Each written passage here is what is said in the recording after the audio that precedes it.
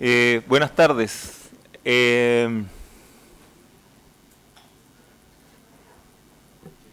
verdad es que preparando estas notas, hay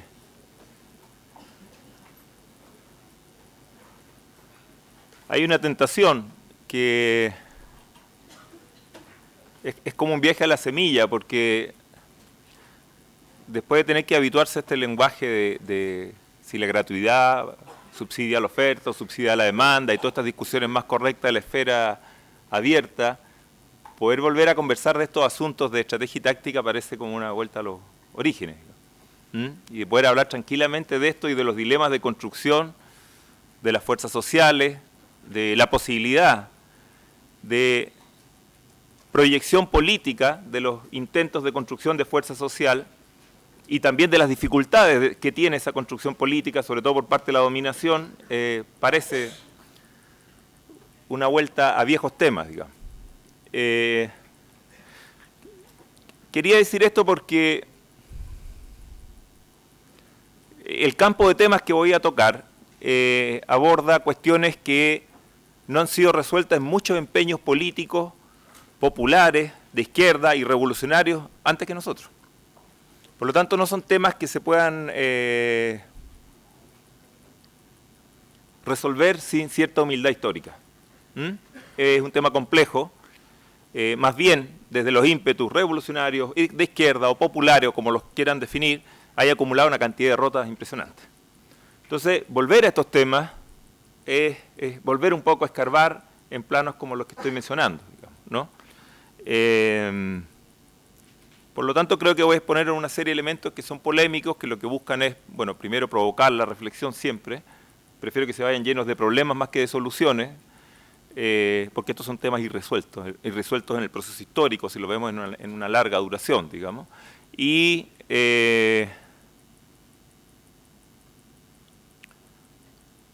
con nociones también que permitan que esa problematización, ojalá, conduzca a buenos puertos. Me parece que estamos reunidos entre activistas, entre gente que trabaja en estos problemas, y no en una especie de materialismo, una tarde de materialismo contemplativo, digamos, ¿no? Independientemente de las tentaciones que esto va a dar después para discusiones desde filosofía hasta cosas muy prácticas, digamos. Así que voy a instalar una serie de cuestiones y después vamos a ver hasta dónde llego en el tiempo, porque creo que me pasé un poco preparando cosas, y ahí vemos si en el diálogo se pueden incluir otras. Ahora, la idea es básicamente, déjenme hacerles primero un mapa de la cuestión, después lo vamos desarrollando, pero para hacer un dibujo, digamos, un trazo, a mí por lo menos no me gusta cuando voy a una charla y no me dan un mapa de dónde me van a llevar y me van llevando como amarrado, así nomás, ¿no? Es lo siguiente, digamos. Las nociones de lucha que se aplican desde el campo de la dominación no son las mismas que se pueden aplicar desde el campo de los dominados. Este no es un aspecto o un tema que se pueda resolver en manos de una especie de politología científica o de ningún positivismo del tipo a manos de la ciencia política. Aquí, en este campo, conocimiento e interés están muy condicionados.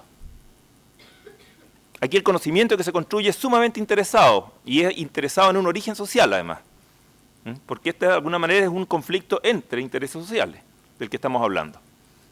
Por lo tanto, lo que es estrategia y lo que es táctica no es lo mismo para los que dominan que para los dominados. Lo que es poder y lo que es política tampoco. Entonces hay que avanzar, me parece a mí, un primer cerrojo a romper es avanzar en una concepción de la táctica, de la estrategia, pero también de la política y del poder, porque presuponen a lo otro, desde el campo de los desposeídos. De lo contrario, tratar de elaborar estrategia, tratar de producir táctica, con una concepción del poder y de la política, con las anteojeras del poder dominante, es repetir esa política con pantalones cortos, una versión Boy Scout, en definitiva, charcha, digamos, ¿no? Para eso siempre van a ser mejor que nosotros.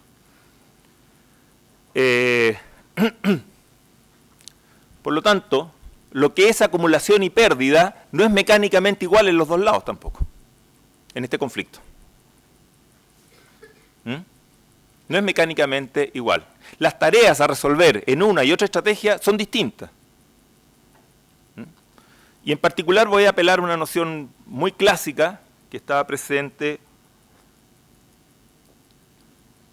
digámoslo de un modo genérico, en los revolucionarios de las primeras décadas del siglo XX, sobre todo en Europa, cuando elaboraban estas cuestiones, de una tradición que después recoge Lenin, Gramsci, la Rosa Luxemburgo, etcétera, que tomaban mucho las ideas para elaborar esto de un militar prusiano, que es Clausewitz, y incorporaban lo siguiente, digamos. De alguna manera la estrategia dominante asume el manejo de fuerzas sociales, pero esas fuerzas sociales que las da ordenadas y las piensa cómo conducirlas, sobre todo a la guerra, para elaborar la noción de estrategia, las da por constituidas, las da por formadas en la sociedad. La política resolvió ya la construcción de esas fuerzas por otras vías, y la economía también. Por lo tanto, él se ajusta solamente a dirigir fuerzas sociales que da por construidas. En el caso de la perspectiva de transformación, de la perspectiva izquierda, popular, revolucionaria, o como le quieran llamar aquí, porque entiendo que el público es heterogéneo, es decir, pongámoslo sencillamente, de dar vuelta al orden de cosas, para el lado que quieran darlo vuelta, implica entonces construir una fuerza social, un actor histórico que no está dado en la situación. Tiene que alterar las formas en que se constituyen los actores en la situación. Y tiene que producir entonces un actor que no cabe en la situación y que por lo tanto busca producir una nueva situación, un nuevo orden. Por lo tanto, la estrategia del que va a transformar la situación, no el otro que la maneja, el que la va a transformar, tiene que cumplir dos tareas simultáneas. Elaborar el camino, las maniobras destinadas a dar vuelta a la situación, pero también producir el actor, la fuerza que va a realizar esa tarea porque no está dada, a diferencia de lo que puede plantearse Clausewitz. Y esa fuerza, entonces, se construye entonces a partir de una estrategia. Esa estrategia es de confrontaciones. La situación no está dada para que se constituya esa fuerza. Al contrario, la situación busca evitar que se constituya esa fuerza, para poder reproducir su orden, ¿no? La dominación.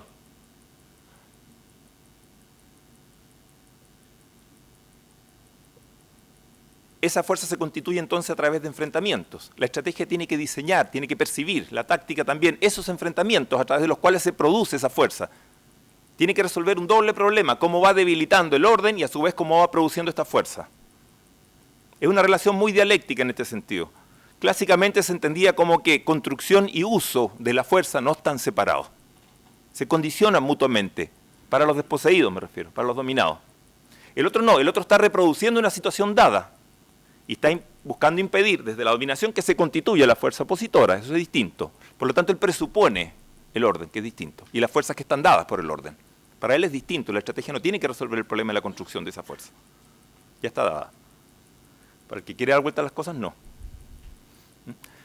Voy a trabajar esta línea entonces, desarrollándola en distintos aspectos, pero quería dibujarles un poco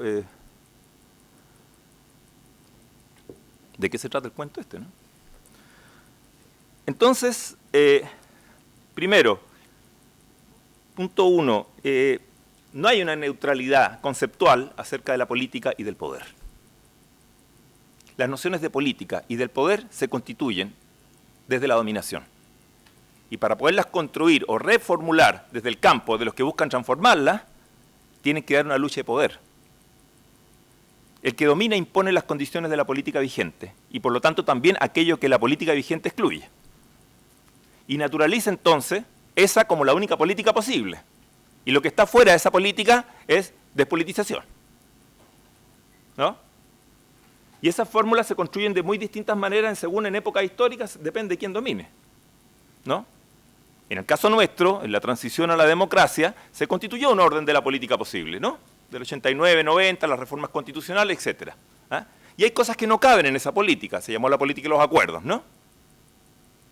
Y lo que no cabe en esa política se le acusó de que intentaba desequilibrar la democracia, ¿no? Desestabilizar la democracia, ¿ah? Y por lo tanto le hacía el juego al peligro de la regresión autoritaria, ¿no? Esa es una política, es un linde, un borde, una cancha dibujada, ¿no? Por aquellos sectores que se logran imponer en la transición a la democracia. Los perdedores de la transición a la democracia no tienen capacidad de incidir entonces en cómo se configura el terreno de la política. Su única posibilidad de intervenir en ese campo es transformando la forma en que está definida la política. Su única posibilidad de emerger entonces a la lucha política es desarticulando, desestructurando los términos en que está configurada la lucha política. Tienen el doble problema entonces, construir los actores que empujan eso y también pensar en los términos de desarticulación y transformación de la política, para poder hacerse espacio. Entendida la política como la esfera decisional, en el sentido más clásico y más amplio, ¿ya? Entendida como la dimensión de totalidad de las correlaciones de fuerza, que por lo tanto cierra en un borde y dice, esta es la política legítima, lo que está afuera no es política. Son intereses sociales, intereses corporativos y los deslegitima por distintas vías, ¿no? Eso es la configuración del orden. Por lo tanto, quienes dominan en la lucha política son los que suelen establecer los límites y las formas legítimas de la lucha política. Y por lo tanto, lo que excluyen esos límites, lo que excluye esa legitimidad restrictiva, ¿no? Por lo tanto, no hay neutralidad en el concepto de política vigente. No es un problema científico. Otra cosa es que el que domina busca definirlo de una manera que la presenta después como científica, pero eso ya es un problema del discurso de dominación, ¿no? Está legitimando entonces una concepción X y no te permite abrirte a una concepción Z de la política. Esta es la democracia como la única democracia posible, no hay otra democracia imaginable, ¿no? Así como este es el modelo económico que produce el crecimiento y no pienses en otro tipo de modelo económico, aunque no estoy diciendo necesariamente anticapitalista, sino que cualquier otro tipo de modelo económico, ¿no? No. ¿Entiendes? Naturalizas la situación, entonces, vigente, como la única posible, ¿no? Ahora bien, en el caso de las luchas de poder desde el campo de los dominados, también arrastramos un pesado lastre histórico durante gran parte del siglo XX, en el cual, sobre todo en el campo del marxismo, se dejó de producir teoría política, se dejó de producir elaboración en la dimensión estrictamente política. Después de la generación clásica, sobre todo hasta los 20 más o menos, como la que mencionaba antes, el marxismo se repliega hacia otros temas y esto ha sido trabajado en muchas obras, por ahí Perry Anderson sobre todo lo trabaja mucho esto, se desvincula de las luchas prácticas, concretas, de los procesos de construcción sobre todo de fuerzas sociales y los problemas y los dilemas que eso plantea en el campo subalterno. Y se refleja más en una especie de academicismo del marxismo, de un intelectual divorciado con la relación en política concreta, que lo que formula son verdades generales, si tú quieres, ideológicas, abstractas, ¿no? Pero el campo de la intelectualidad orgánica dedicada a producir estrategia política, como alcanza a ser más o menos hasta Gramsci, la Luxemburgo, digamos, ese tipo de figura desaparece. Hasta pasados los años 60 en adelante. Se produce un divorcio ahí entre teoría y política muy fuerte. El marxismo sigue caminando por otras vías. Y entre medio se acumulan una serie de transformaciones capitalistas enormes también, que van a mutar profundamente el campo de la realidad, el campo donde tenemos que actuar respecto al tipo de realidad del cual habían dado cuenta las tradiciones clásicas. Las tradiciones, bueno, todas las tradiciones son clásicas. Las tradiciones de principio del siglo XX, digamos, ¿no? El capitalismo que emerge después de la crisis del 29, por ejemplo, y peor, el de fines del siglo XX, entonces no está vinculado en la lectura de estos tipos de tradiciones teóricas a una producción de teoría política, sino más bien entonces a una especie de ensimismamiento intelectual. No se trata de hacer un juicio en este rato sobre los intelectuales, eso no es mi tema en este rato, estamos hablando de la producción de teoría política concreta, hasta donde la dejó Gramsci, hasta donde la dejó, etc. Y que de ahí para adelante ha caminado muy poco, muy poco. En este campo. Y en medio de eso, insisto, una cantidad de transformaciones impresionantes. Las modificaciones constantes que sigue teniendo la llamada democracia representativa, por ejemplo, y de cada vez más complejidad para el escenario político de los tipos de regímenes que cobija el orden capitalista. Desde el principio del siglo XX hasta ahora también ha mutado profundamente las formas de capital y de acumulación también se han transformado. Y por lo tanto esto traslada requerimientos a las condiciones de constitución de los actores. Y en particular de los actores que intentan la transformación social, sobre todo. O sea, no es el mismo capitalismo, el capitalismo ha seguido evolucionando. Y eso no se ha seguido trabajando desde el punto de vista de producir una teoría política, sino que se va caracterizando en una reflexión que está desanclada de las luchas político-concretas, como han señalado muchos autores. No estoy descubriendo nada nuevo con eso, hay bastantes obras que lo señalan, yo les mencionaba una nomás, pero lo que quiero apuntar con esto es entonces que se produce un divorcio entre la elaboración teórica y la conducción política de las luchas de transformación.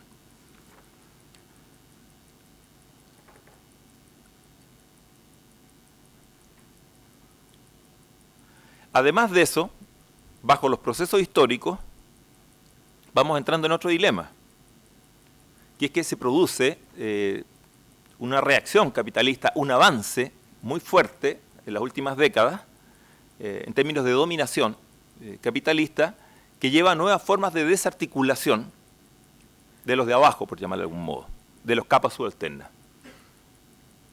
Los aísla con mucho más efectividad de lo que es la esfera de la politicidad. Antiguamente, por formas de pacto, etcétera, el viejo movimiento obrero lograba entrar ahí. Hoy ese movimiento obrero no está.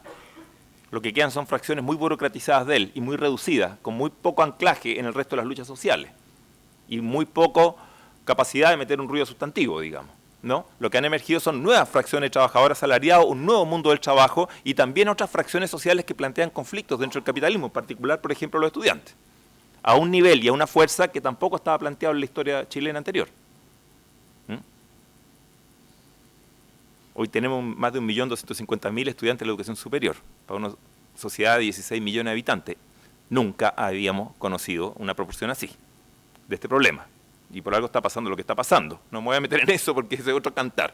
Pero ¿no? Es una fracción social que tiene unas dimensiones desconocidas en el panorama social chileno. Y ahí se produce entonces, en esta situación, un cierre político muy fuerte, un cierre de la política muy efectivo, una capacidad de sembrar exclusión de parte del régimen político muy fuerte en la esfera decisional, sobre todo a partir de la transición, primero en nombre de los miedos que había en la regresión autoritaria, pero después, de alguna manera, se va pasando de esa política que es sorda al malestar social, al rugir que hay en el ámbito de lo social, va pasando de una condición sorda a después, cuando explota esto, empieza a quedar aturdida y va a pasar de una sordera a una especie de mudez, de no saber cómo responder, de intentar, como lo estamos viendo ahora, manipular las banderas que venían desde la calle, como se le dice, ¿no? Pero de una manera todavía torpe. Pero de acá, del otro lado, ¿no? También una dificultad enorme de constituir fuerzas que permitan horadar el campo de la política, abrirlo para empezar a redefinirlo. Tú no puedes apostar a proyectarte dentro de las condiciones de la política tal cual están dadas, porque al final quien mutaste fuiste tú. Fuiste absorbido por esas condiciones. La única forma de proyectarte, de alguna manera, es desestructurando esa situación. Si no, no llevaste nada nuevo allá adentro. Y ahí se produce un problema en que se arrastra el nivel de desarticulación social que produjo, sobre todo en la segunda mitad de los 80, aquello que permitió la transformación, la transición, disculpen, a la democracia en términos tan conservadores, que es el desarme político de los sectores subalternos, ¿no? Eso permitió extremar el nivel de dominación. Los sectores sociales entonces se refugian en la localidad, en las luchas inmediatas, en la inmediatez del interés próximo, en el relato subjetivo de las proximidades, de esa cotidianidad. Y cada vez más una dimensión de totalidad de las relaciones de fuerza les va resultando ajeno. La nueva democracia, de alguna manera, del 89 en adelante, se ampara entonces en una desarticulación social muy fuerte del mundo subalterno que es heredada de la etapa autoritaria. ¿Mm? Y eso le permite instalar su régimen político. Pero desde el otro lado se empieza a naturalizar también entonces esa pérdida de dimensión de totalidad, ¿no?, en una especie de invento de politicidad que niega la totalidad y que se puede anclar en situaciones de base, en encierro de situaciones locales, específicas, fragmentarias, etc., ¿no? Las situaciones explotan, como ustedes saben, vienen explotando del 2001, después del 2006 con más fuerza, después del 2011 con más fuerza, etc., ¿no? Pero todavía sigue abierto el problema de construir, ¿ah?, la dimensión global de toda esta puja, de todo este empuje social que se viene abriendo. Eso sigue abierto. Y el desafío que está planteado hoy es el problema de la construcción de la politicidad, de los nuevos términos de lucha política, que, insisto, no son los mismos que están dibujados, como partí diciendo, desde arriba. Y ahí se transforma entonces en una especie de tensión entre, si ustedes quieren, una dimensión de la totalidad y una dimensión de la localidad. ¿Mm? De la localidad. ¿Mm? Una especie de reticencia muy fuerte, a veces, en los empeños de construcción, por abordar las correlaciones generales del conflicto social y no anclarse de una manera reductiva en ciertas parcialidades nomás. Entonces yo estoy aquí, estoy construyendo mi gueto, mi sector, etcétera, etcétera, ¿no? Y lo que pasa con el resto del planeta no me es directamente, no me concierne directamente. Eso es imposible. Esa es una ingenuidad brutal. Voy a decirlo quizá un poco más fuerte. Eso le hace la pega a la dominación. El tema de impedir la construcción de una visión de totalidad por parte de los dominados es un aspecto central de toda dominación. Porque necesita reproducir la desarticulación del mundo subalterno. Necesita impedir la construcción de una visión que le permita pensar cómo unificarse. Porque si se unifica, la capacidad de dar vuelta a esta situación crece mucho.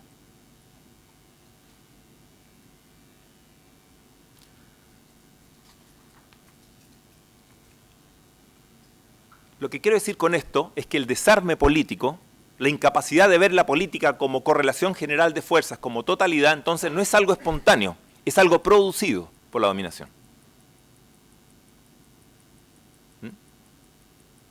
Por lo tanto, es básico superar este estadio de desarme político para poder construir una estrategia y una táctica.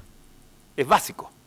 Sin superar, entonces, esta visión de la política que es instalada por la dominación, yo no puedo acceder a la condición al hecho de estar en condición entonces de producir una estrategia para mi propio campo. Porque estoy situado en una visión fragmentada, absolutamente fragmentada. La posibilidad de superar esta situación de fragmentación es lo que Gramsci apuntaba como la idea del intelectual colectivo, ¿no?, cuando pensaba en el partido, y lo rescataba como un partido que no esté dominado, por supuesto, por una burocracia muy chiquitita, la minoría efectiva, ¿no?, sino de alguna manera diseminado, ¿no?, en una cantidad de vasos capilares muy vinculados, muy anclados en una disparidad enorme de situaciones en la sociedad que le permiten entonces ser una instancia de resumen en la medida en que todo él es activo, ¿no?, y no manejado de una manera burocrática, coercitiva, por supuesto, porque si no, no le permite ser intelectual colectivo, intelectual personal o no sé, ¿no?, pero no colectivo, ¿no? Y en esto no hay atajo posible. Puede aparecer una minoría con cierta capacidad agitativa en algún rato de encarnar ciertos discursos, ciertas cosas, pero eso es, ¿no?, como dice Iván Zamorano, es hemífero, ¿no? No va muy lejos. ¿Ah? Puede servir para de hacer un poco de candidato presidencial en las elecciones pasadas, a eso me refiero, ¿no? Y de repente se parte detrás con eso, con mucha ingenuidad, como esa idea de saltar a capturar descontento. Capturar, agitar arriba de los descontentos. Pero otra cosa es producir condición de masa. Uno puede agitar masas, eso es una cosa. Pero otra es conducir una situación de masa, eso es mucho más complejo. Y eso todavía no está en el orden del alcance del nivel de construcción política de ninguno de los grupos que podamos estar en este rato involucrados en este esfuerzo.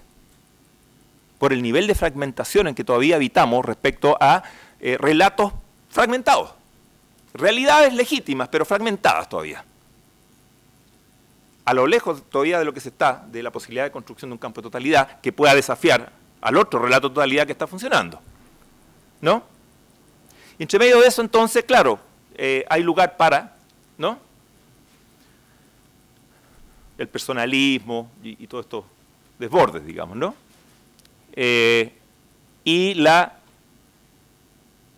imagen fantasmagórica que producen de acumulación de fuerza. La tentación del atajo, que no está sembrado en el camino, que es lo único que tenemos posible, que es de construcción de ese intelectual colectivo, que es de construcción además de un intelectual colectivo absolutamente enraizado en los procesos sociales concretos, no desvinculado de esto. Eso no tiene mucho atajo posible, y la historia, sobre todo la historia chilena, lo enseña a un precio carísimo, carísimo. Las generaciones que nos anteceden lo pueden decir. El precio es carísimo de tratar de buscar atajo en esto, ¿no? Después la forma que vuelve la aplanadora es terrible. Aquí opera entonces, y yo quería hacer un paralelo con Marx, desde la dominación, una visión que podríamos hacer, insisto, haciendo un paralelo con Marx, fetichizada de lo político. Marx, cuando abordaba el tema del fetichismo de la mercancía, yo pensaba ponerlo un poco más largo aquí, pero la verdad es que vamos a tener que apurar esto. Voy a decir una barbaridad, pero lo pueden leer ahí en el Capital. Que así me salto 3 páginas de esto. Marx trata de desentrañar la visión, si ustedes quieren, torcida que hay del poder económico en la sociedad. La forma en que en el orden capitalista, en la dominación que es propia de este orden, se construye entonces una visión en la cual el poder está concentrado en ciertas cosas. De ahí va a venir la noción de cosificación. El dinero, los medios de intercambio en general. Antes era la pimienta, lo que quieran, ¿no? Bueno. Entonces parece como si yo tengo mucho poder económico porque tengo muchas de estas cosas, dinero, ¿no? Y es al revés. Yo tengo mucho dinero porque tengo poder, que es al revés. Entonces Marx dice, la llegada al problema del atesoramiento está constituida antes en otra esfera. Yo he constituido un poder como dominador en el capitalismo que me permite configurar relaciones sociales, sobre todo fuerzas sociales productivas, etcétera, trabajo asalariado, plusvalía, etcétera. Ahí viene todo el cantar largo, ¿no? Esa capacidad de configurar entonces relaciones sociales es la que me permite ese poder económico y no al revés. Y no al revés. Pero toda la visión que hay en el capitalismo lo presenta como si fuera la inversa y me pone la realidad de cabeza. Y me desarma ante ella. Me desarma. Porque entonces me plantea que el poder del que está arriba está en la monopolización de ciertas cosas a las cuales yo no puedo acceder, en la misma medida que accede él. Y no es cierto. El poder está dado en la capacidad de configuración de relaciones sociales. El poder está dado en la capacidad de configuración de sociedad. El poder está dado en la capacidad de configuración de orden social. De ahí fluye entonces mi capacidad después de explotarlo. No de que tengo mucha plata, que después la convierto en capital.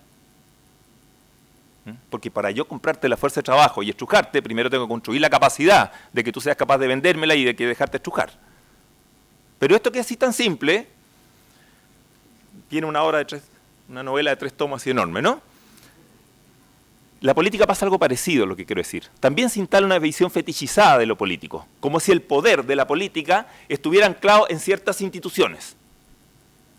Y la única posibilidad de acumular poder entonces es enraizarse o apoderarse de esas instituciones. Es una visión también cosificada del poder. La construcción de esas instituciones es una cristalización Es un punto de llegada, no un punto de partida también de una capacidad de poder social que tienen esos grupos económicos para imponer ese ordenamiento jurídico-político, normativo de la política. No estoy diciendo con eso que no haya que usarla, pero hay que usarla a conciencia de lo que estoy diciendo, y no ingenuamente. Y no ingenuamente.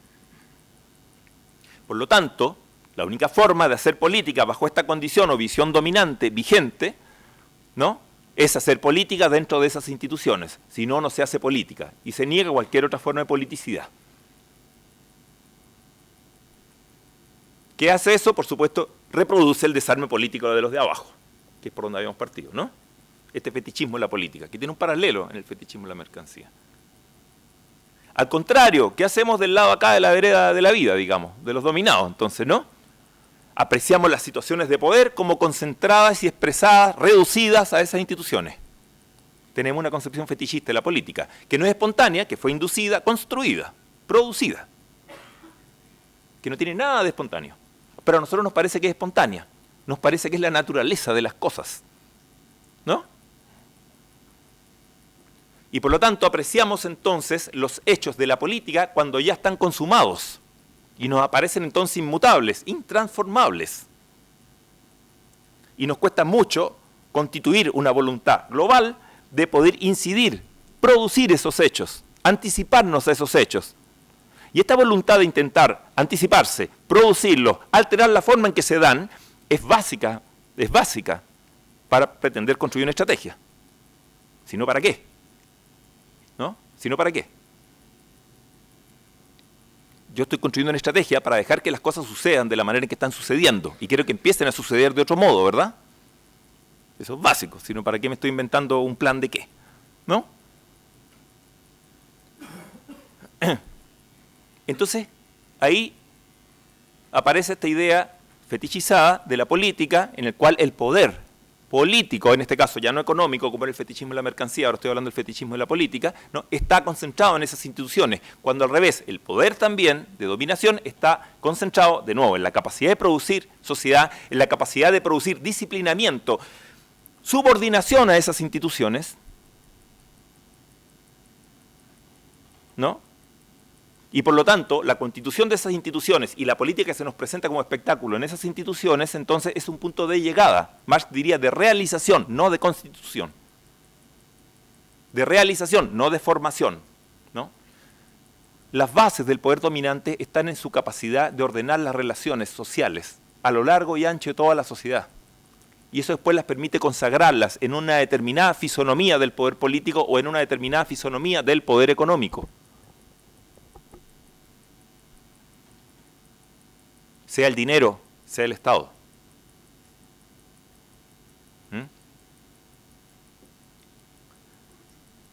Pero lo que necesitamos ver es cómo produce y reproduce un orden social que permite esa cristalización después, posterior del poder.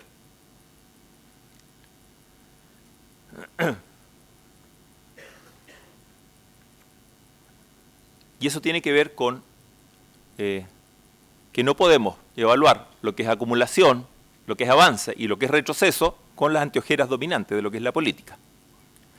Pero tampoco podemos caer en la ingenua idea de que como eso es dominante, yo no le hago caso, yo le doy la espalda y me voy para mi sucucho, para mi basismo, e ignoro lo que está pasando, como si el otro no fuera el dominante. Como si hay algún lugar del territorio nacional donde me pueda esconder de la dominación. Eso no existe, eso es una fantasía. Eso es desarme político del peor. Porque eso incluso, eso está más atrás todavía, aplana incluso la capacidad de incidir. Eso es un refugio, es un defensismo. Eso es un ciclo ya muy actual, pero que es penoso que se reproduzca en una generación tan joven de lo que fue la derrota política. El nivel de desarticulación enorme, ¿no?, para que no surgieran, no se constituyan etos, ¿no?, que apuesten a apropiarse del presente, de la totalidad del presente, para transformarlo. Y se fraccione, por lo tanto, en un defensismo. Después me voy a referir a distintas formas que adquiere ese defensismo, porque ese es un refugio. Y para construir refugios se construyen artimañas, ¿no? Artimañas que me dejan dormir bien, digamos, ¿no? Estamos bien, pero no importa, ¿no? Para alterar esa visión de la política dominante, entonces, lo fundamental es recuperar algo que ella oculta, que es recuperar a la política como proceso social, como conflicto social, como guerra social. ¿Mm? Después voy a meterme en el tema de las armas. Guerra no quiere decir armas de fuego siempre. ¿Mm?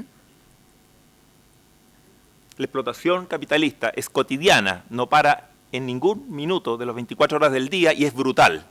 A veces puede llegar a ser más brutal que una guerra. Pero nosotros estamos construidos para ver lo otro, no esto. Esto es natural. Natural, así como que las manzanas caen de los árboles nomás, ¿no? E ignoramos la construcción histórica del presente en ese sentido.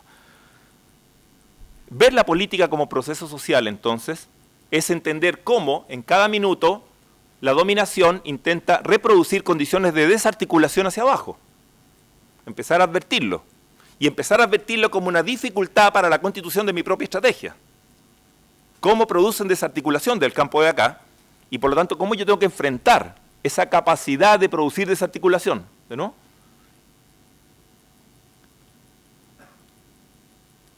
En la política se están definiendo las condiciones de acumulación de fuerza de los que están arriba y también la dificultad de las condiciones de acumulación de fuerza de los que están abajo. Yo tengo que advertir eso, cómo se produce en términos concretos para poderlo enfrentar. De lo contrario, no puedo construir mi fuerza. Si no entiendo cómo me la están evitando, si no entiendo cómo me lo están impidiendo, en concreto. Y esas formas, insisto, han ido mutando en la dominación capitalista, no son las mismas de una vez y para siempre.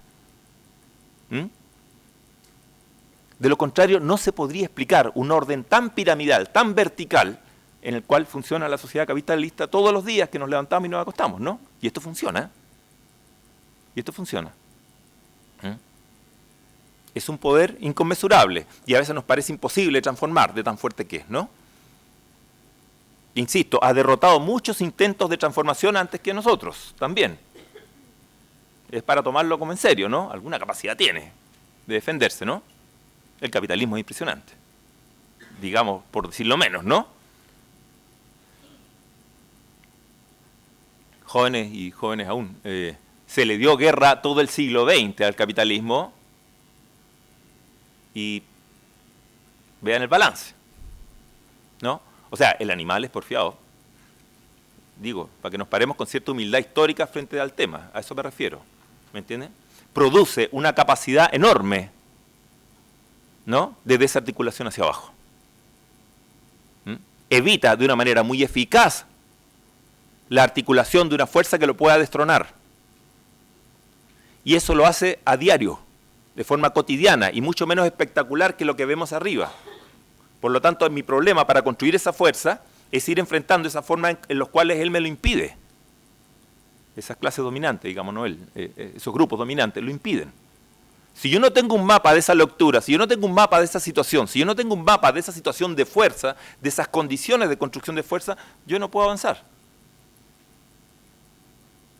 Me puedo encerrar en una cosa, puede ser una localidad, puede ser un sector social incluso, pero de ahí es difícil que pase. Entonces la construcción de una politicidad que tenga efectivamente una capacidad desestructurante de los términos actuales de la política, de las correlaciones de fuerza, remite a abordar esto, que es una dimensión de totalidad, no de totalitarismo, es otra cosa, de totalidad de las relaciones de fuerza. Ahí las sumas vectoriales que funcionan allá adentro. De lo contrario no puedo ver ni puedo ni siquiera dilucidar cómo me afectan a mí en una determinada parte de ese cuadro. Por lo tanto, el análisis político de la situación de todas las relaciones de fuerza es una tarea permanente del intelectual colectivo. Entendido así, el aparato político, llámenle partido, colectivo, como le quieran poner, digamos, ¿no? Da lo mismo, de la organización en ese sentido, ¿no? Es una tarea colectiva, no puede ser delegada en ciertas mentes lúcidas, digamos. Tampoco sirven para eso algunos intelectuales, filósofos, académicos, etcétera. No se reduce a eso, insisto. Ellos pueden producir teoría, pero eso es otra cosa, después lo vamos a ver también. Eso es otra cosa. Eso no es estrategia.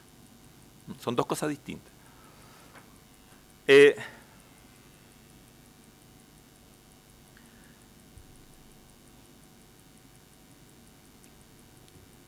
aquí funcionan dos confusiones. Primero, una forma de evitar la proyección, la apropiación de esta situación es confundir teoría y conocimiento, digamos. Déjeme explicar. La teoría no orienta mecánicamente a la práctica. ¿Ya? La teoría puede haber estado escrita hace 150 años, pero no te permite dilucidar en el escenario concreto hoy cómo están dadas las correlaciones de fuerza para tú plantearte entonces cómo puedes configurar la acción en ese panorama concreto de hoy. Jamás pretendieron eso sus fundadores, porque sabían que es imposible eso. De hecho, eran sumamente historicistas como pretender una cosa así. La teoría entrega herramientas que nos ayudan a jerarquizar la mirada sobre la realidad y a diferenciar lo que es secundario de lo que es principal. En función de eso, entonces, yo no abordo de manera ciega la realidad, sino que la abordo cobijado de una serie de herramientas teóricas, que es así, son de larga data y de acumulación, en una teoría de la emancipación, por distintos autores, ¿no? Distintos esfuerzos anteriores, distintos esfuerzos históricos, que nos permiten entonces, al interactuar armado de teoría con la realidad concreta, entonces construir conocimiento. Ese conocimiento no es algo dado directamente por la teoría, ese conocimiento lo tiene que producir un sujeto interesado. Ese es el análisis político del intelectual colectivo. Esa es la tarea de la apropiación del presente, de sus condiciones histórico-concretas, como decía Marx, que tiene que hacer entonces ese actor político. Es un momento básico de su constitución como actor político. En la medida entonces que produce esa interacción entre teoría y realidad a partir de la construcción del conocimiento específico de esa realidad, es ese conocimiento el que orienta la acción, no la teoría, ese conocimiento. De lo contrario está ciega. Y esto que parece un jueguito así de epistemología básica es políticamente bien complicado. Porque cuando uno se encuentra ciertos grupos que están refugiados en una condición sobreideologizada, que hacen gárgaras de ideologismo porque no, yo estoy sumamente apegado a los principios y todo está claro en la teoría hace 150 años, ¿ya? ¿Y entonces qué hago ahora? ¿Y qué hago el 88 cuando viene el plebiscito? ¿Y qué hago cuando esto? Eso, no sé, te puedes leer el manifiesto comunista 18 veces que no te va a decir qué es lo que se hace en el plebiscito en 1988. O el Estado de la Revolución, de Lenin, o lo que quieran, a Bakunin, a Kropotkin, a quien quieran. Esa es una tarea del actor que está parado ahí el 5 de octubre del 88, por ejemplo. O, en fin, las situaciones actuales. Por lo tanto, está combinado a producir él política, a elaborar él pensamiento político.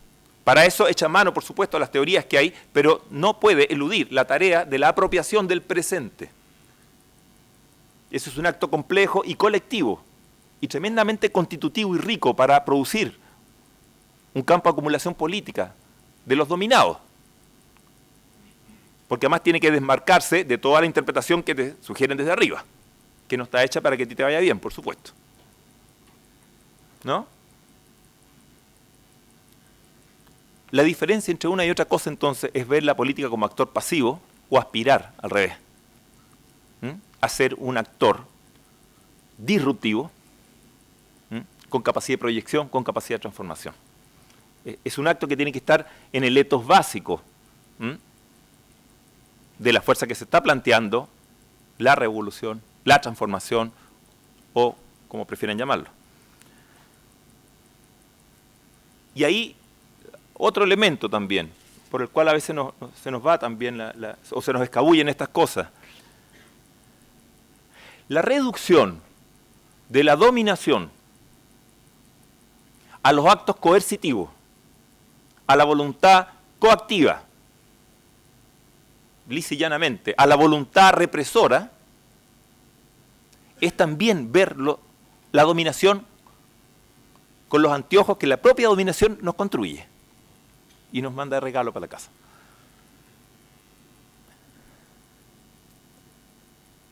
Si el capitalismo tiene tanto poder y ha podido sobrevivir a tanto embate de los de abajo por transformarlo, no es tan solo porque es capaz de evitar lo que no quiere, que eso es la represión, esa es la dimensión coactiva, esa es la dimensión coercitiva, por la cual evita lo que no quiere.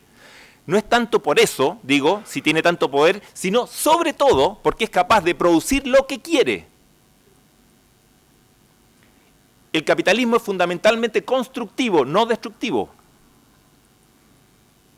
Construye el orden que necesita.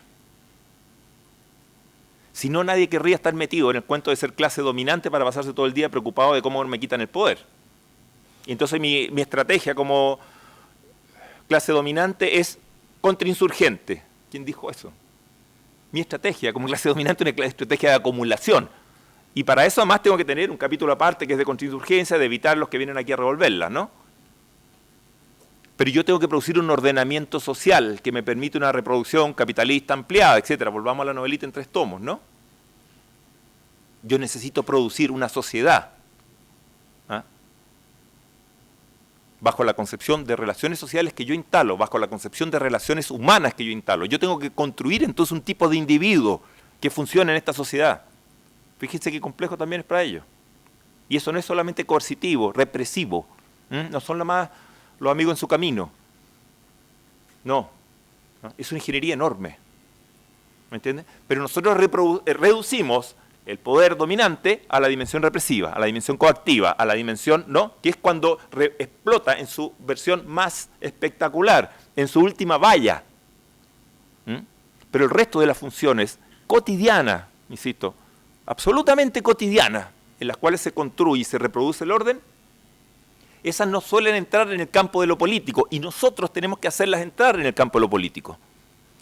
Nosotros tenemos que empezar a hacer entrar en el campo de lo político todos esos aspectos por los cuales se reproduce la dominación en la construcción, en la dimensión cotidiana del individuo. Hoy, que además no es lo mismo que hace 50 años, y menos hace 150 años. Eso no me lo regala la teoría. Me alumbra, pero no todo. Pero la política no me va a dejar meter esas cuestiones adentro. No me va a dejar entrar así nomás. Bueno, eso es una lucha entonces. Eso es una lucha, ¿no? Entonces no es posible reificar la dominación a aquellos aspectos meramente represivos. No es posible, digamos, porque estamos luchando así con un porcentaje pequeño y reducido de la dominación. Que existe, por supuesto que existe. A todos nos ha llegado alguna vez. ¿Ah? Pero eso no es todo, ni siquiera es lo fundamental. Pero claro, es lo que nos hacen ver como más visible. Es estimulada la visión que permite que nosotros entonces reifiquemos. Ese como el observable principal, fundamental del dominio, cuando no lo es. Mucho más complicado en la ingeniería del dominio es cómo tú haces marchar a millones de tipos todas las mañanas detrás de un salario. Esa es la construcción de una fuerza social, pero fantástica, que logra el capitalismo, sin la cual no puede vivir ni 2 segundos, ni 2 segundos. Ni 2 segundos. Esa es su médula. Eso es producir un orden social, ¿no? Si nosotros empezamos a introducir entonces discusiones de esta en la política permitida y quebramos, por ejemplo, la capacidad de reproducir esa cotidianidad, de producir desobediencia en esa capacidad de producir esas relaciones sociales, yo les puedo asegurar que eso lo van a entender como una guerra. Mucho más complicada que quemar un bus en la esquina. Mucho más.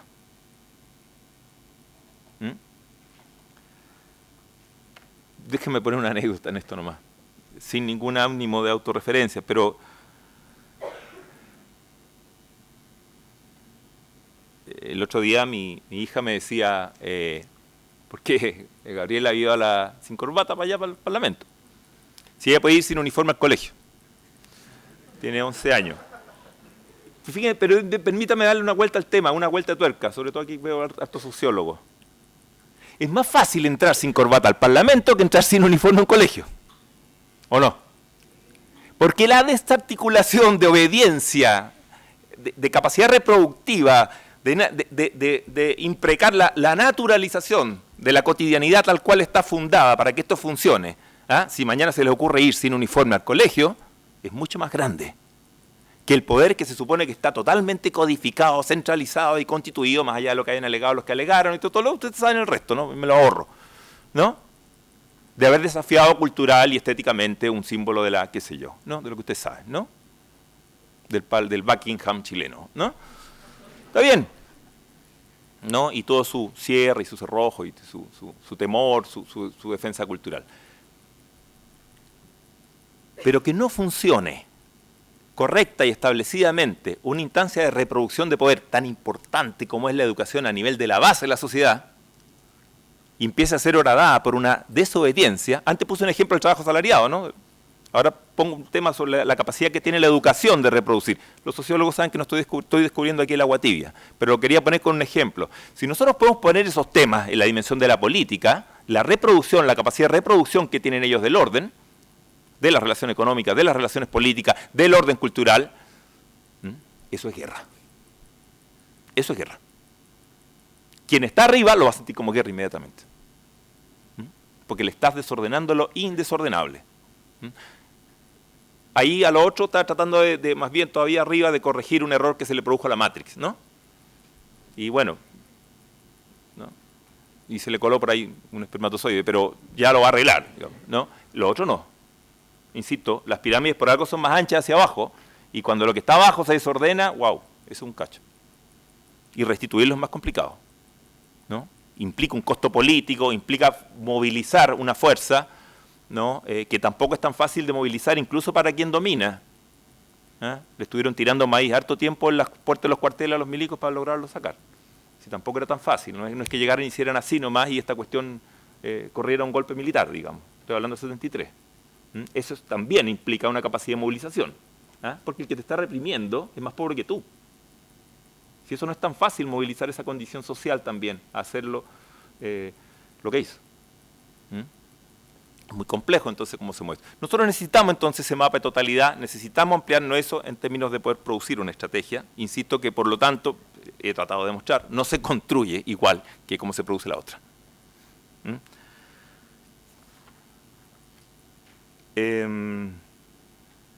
¿Muy bien? Ya. Por lo tanto, el problema de mi estrategia es la construcción de una fuerza social transformadora, cuyas condiciones no están dadas. Al contrario, las condiciones que hay la evitan, están hechas para evitarla.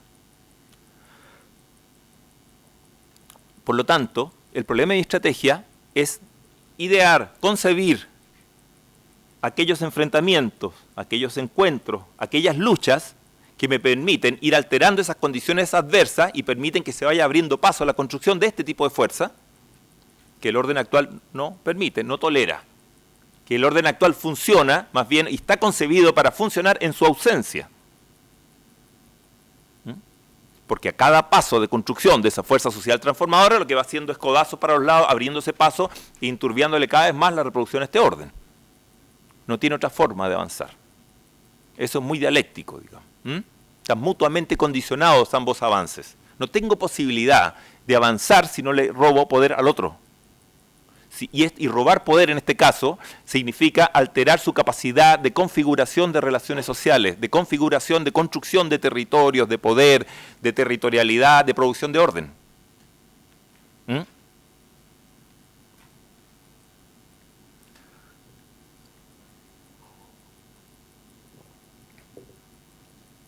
Y en ese sentido tengo que manejar dos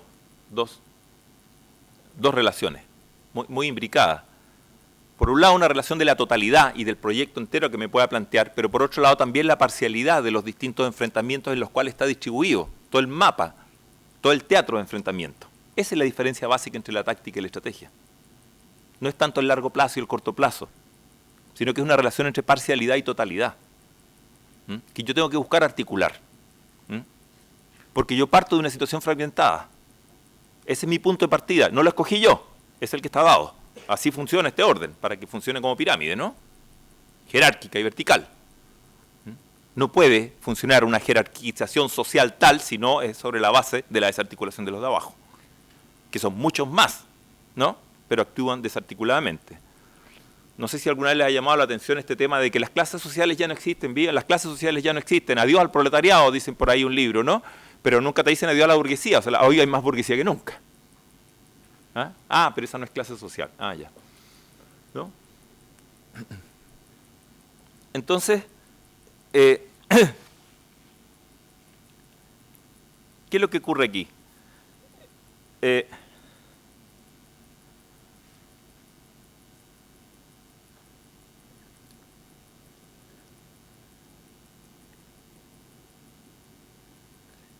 Si se va construyendo una capacidad de síntesis entre distintas parcialidades, ¿no? Que van produciendo un plan en torno a lo que van construyendo, para ir horadando distintas condiciones adversas que impiden su proyección, empiezo a construir una reflexión de totalidad, una posibilidad de apropiación del presente a una escala en que no estaba dada en mi condición inicial de desarticulación. Y por lo tanto has empezado a proyectar una fuerza en este ordenamiento, en estas correlaciones de fuerza, que a medida que sigue avanzando y sigue creciendo va alterando ese orden.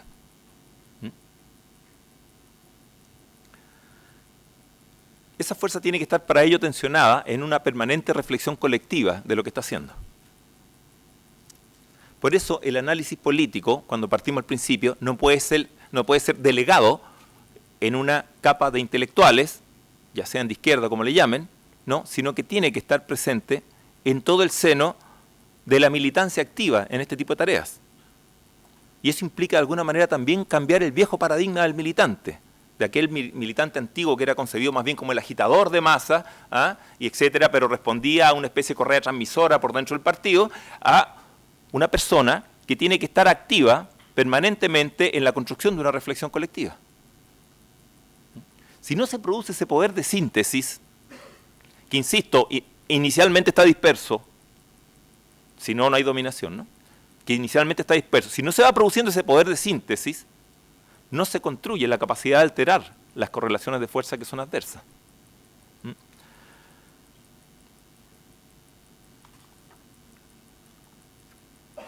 Esto señala, entonces, y con esto termino esta ronda, una dimensión, si ustedes quieren, cognitiva de la construcción de la fuerza social transformadora, de la clase social transformadora, de la fuerza social revolucionaria, o como le quieran poner, o de la unidad política del pueblo también, ¿ya? Como la quiera llamar cada uno con sus adscripciones legítimas, ¿no? Si no se produce esta dimensión cognitiva general que permita ese salto al intelectual colectivo, que es esa la dimensión en que se produce entonces la estrategia, la táctica, y no como la producen del otro lado, donde sí se puede producir en think tank y lo que quieran, ¿no? Nosotros no podemos importar esa forma de producir la estrategia, no nos es funcional, partí diciendo eso, ¿no? Si no producimos esto, entonces, si no producimos ese salto cognitivo en la apropiación de las condiciones en que estamos insertos, no podemos avanzar. Aunque seamos más.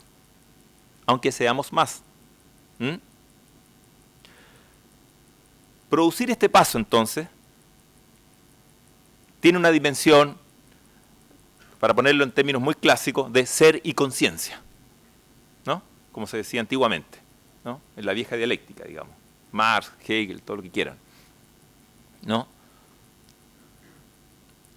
Sin esa dimensión de conciencia, entonces, y esa no es posible producir este salto. Pero paréntesis, déjeme, esa conciencia no es solamente que sepas cómo te explotan, cómo te joden. Porque es un concepto pasivo de la injusticia. Yo necesito producir voluntad de acción.